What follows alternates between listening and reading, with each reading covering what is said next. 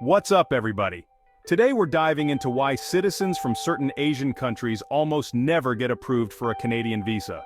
The numbers are shocking, and the reasons might surprise you.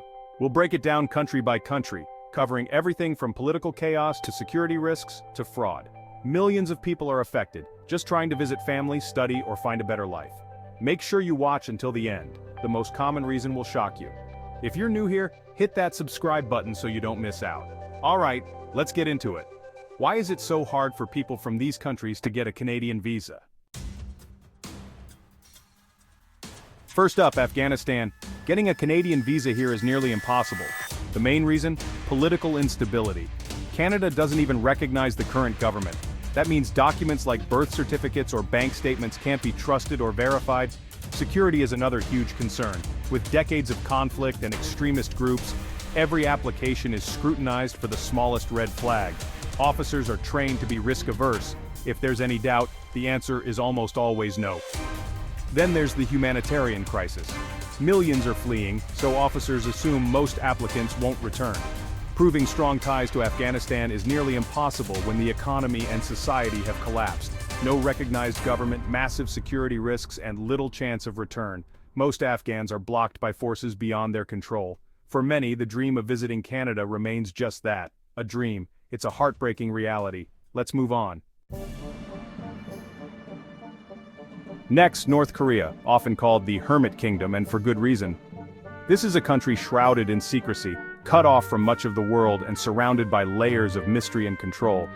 At night, satellite images show North Korea as a vast expanse of darkness, a stark contrast to the bright lights of its neighbors. It's one of the most isolated places on Earth, both physically and politically. Canada and North Korea have absolutely no diplomatic relations. There's no Canadian embassy in Pyongyang, no visa center, and no official channel for communication. If you're a North Korean hoping to visit Canada, there's simply nowhere to turn. For ordinary North Koreans, even leaving the country is nearly impossible.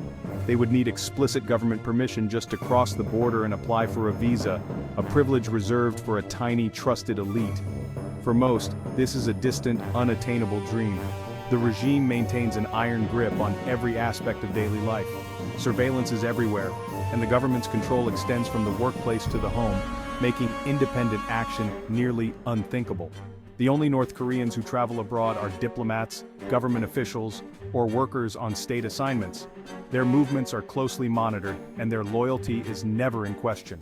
For Canadian visa officers, every North Korean applicant is viewed with deep suspicion. Is this person a government agent? Are they applying under duress? The risks are enormous and the stakes are high. There's no reliable way to verify any information provided.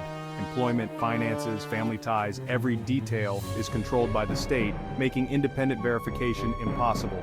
Even if someone could apply, their family back home would be at risk. The regime often holds relatives as leverage, ensuring that anyone who leaves has a powerful reason to return. For Canada, the risk of approving a visa is simply too high. The potential for abuse, manipulation, or political fallout is ever present. Approving a visa for an ordinary North Korean isn't just unlikely, it's virtually impossible. The process is a non-starter from the very beginning. The entire situation is a political and logistical black hole.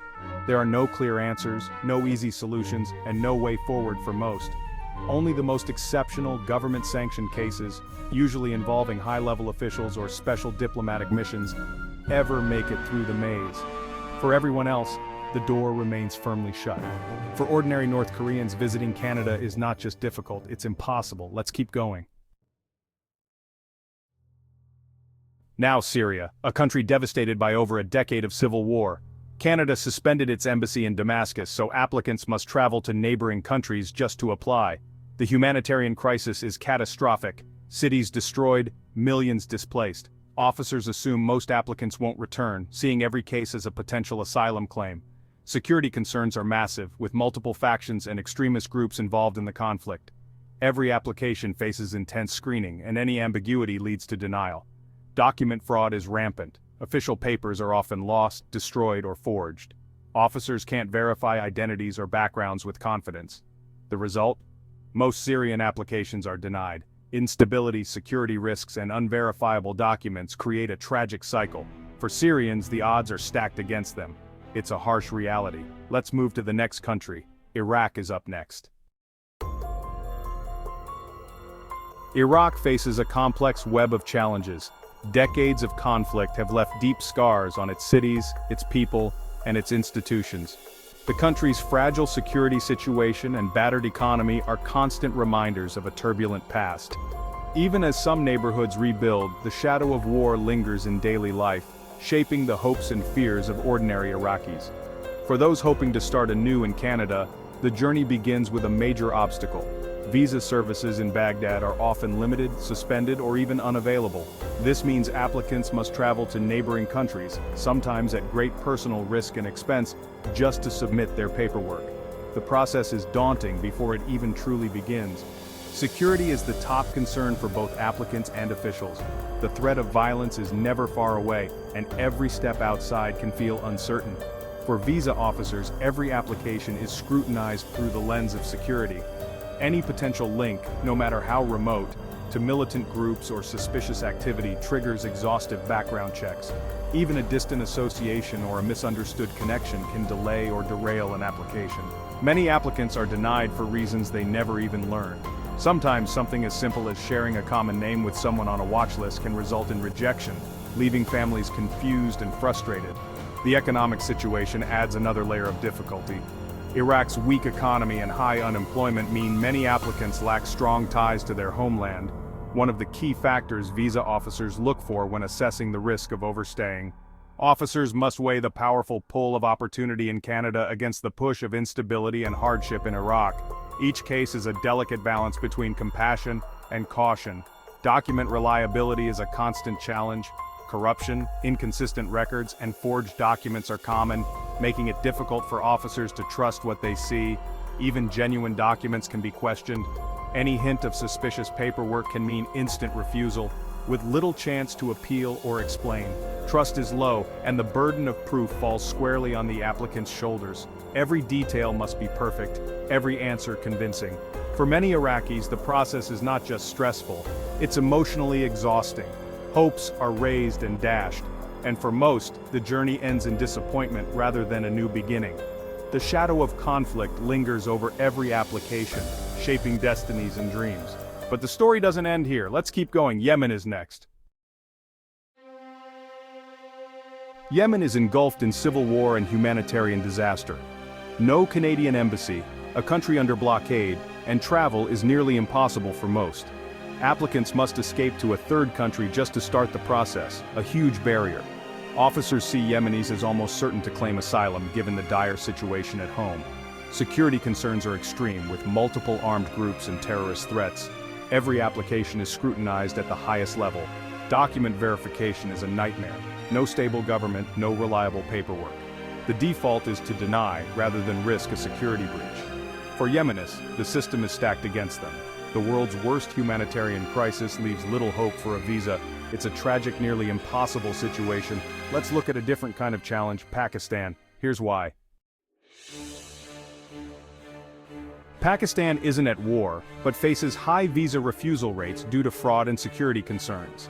Canada flags Pakistan for frequent application fraud, fake bank statements, employment letters, even fake family members. Officers are trained to spot red flags and investigate documents thoroughly. If caught in a lie, applicants can be banned for 5 years.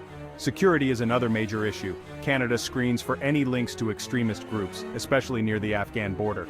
Even legitimate applicants face long, tough background checks. The intent to return is a big hurdle. Officers must be convinced you'll go back to Pakistan. With economic challenges and many seeking better lives abroad, that's a tough sell. Even perfect paperwork isn't always enough. The bar is set extremely high. For many, the process ends in frustration. Now let's talk about Bangladesh. The challenge here is different. Bangladesh is one of the most densely populated countries on the planet, with millions of people living in close quarters, bustling through the streets of cities like Dhaka every single day. This massive population means that when it comes to applying for visas, especially to countries like Canada, the numbers are truly staggering. Every year, thousands upon thousands of hopeful applicants line up outside embassies and visa offices, clutching their documents and dreams.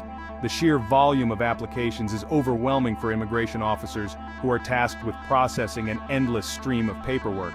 Because of this, officers often have to make quick decisions, They rely heavily on pattern recognition, looking for red flags or anything that seems out of place.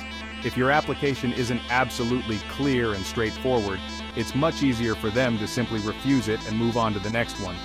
One of the biggest challenges is proving that you intend to return home after your visit.